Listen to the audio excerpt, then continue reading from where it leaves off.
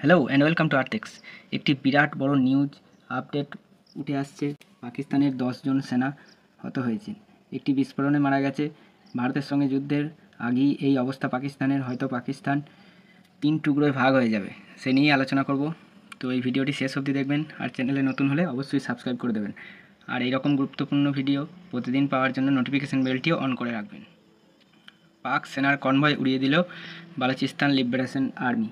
নিহত অন্তত 10 জন সেনা মারা গেছে, তার মধ্যে একজন অফিসার।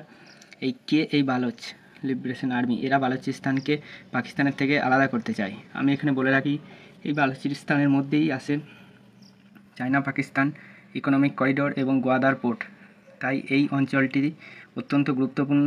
সেই জন্য পাকিস্তান সবসময় বালুচদের ওপর অত্যাচার চালায়। স্বাধীনতার পর থেকেই বালুচদের কখনোই তাদের ন্যায্য যে অধিকার সেটি দেয়নি, এবং এই অঞ্চলের কোনো বিকাশ বা উন্নতি পাকিস্তান সরকার করেনি। সেই জন্য এরা পাকিস্তান থেকে আলাদা হতে চায়। আর এই হচ্ছে পার্টিকুলার যে বিস্ফোরণ, তার ফটো। এই ঘটনাটি ঘটেছে কোয়েটার নিকটেই মার্গেট নামে একটি জায়গায় শুক্রবার রাতে। ওই হামলায় সেনার এক অফিসার সহ 10 জন নিহত হয়েছে, পাক সেনার কর্তারা।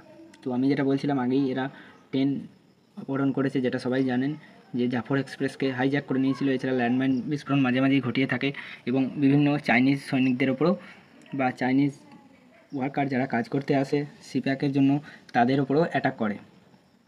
আর এরা সবসময় চায় যে বালুচিস্তানের উন্নতি হোক, এবং বিভিন্নভাবে পাকিস্তান যে বালুচিস্তানকে লুট করছে সেটি মিনারেলসই হোক বা বিভিন্ন রকম যে দমনমূলক কার্যের মাধ্যমে সেটিও বন্ধ হোক। এটাই বালুচিস্তান বা বালুচ লিবারেশন আর্মির দাবি।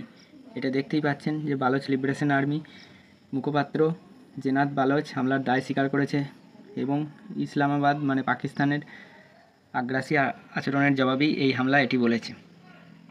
এখানে আমি বলে রাখি, শুধু বালুচিস্তান নয়, সিন্ধ প্রভিন্সে যেটা আছে পাকিস্তানের, সেখানেও বিভিন্ন রকম প্রবলেমে ভুগছে। বিশেষ করে সিন্ধে জলের খুব অভাব।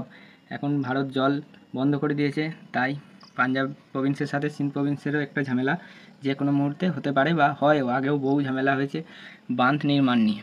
তো এই ছিল ছোট্ট আপডেটটি। ভালো লাগলে অবশ্যই একটি লাইক দিয়ে দেবেন আর চ্যানেলটি সাবস্ক্রাইব করে দেবেন। Thank you for watching Artex.